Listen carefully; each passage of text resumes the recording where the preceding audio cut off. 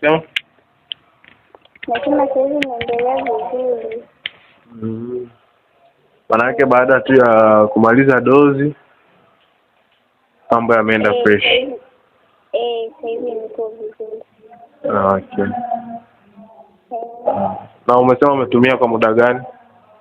Nitumia wiki moja kama na siku 2-3 hivi. Wiki moja na siku 2. 2 kama sio 3 vile. Ule ukavu tena haupo? Sasa hivi ndio, sasa hivi niko vizuri. Okay, sawa vizuri kabisa. Lengo letu lilikuwa ni hilo hapo, upate tu matokeo mazuri na uone changamoto yako basi. Na sawa. Kama umepona hapo vizuri kabisa. Na sawa.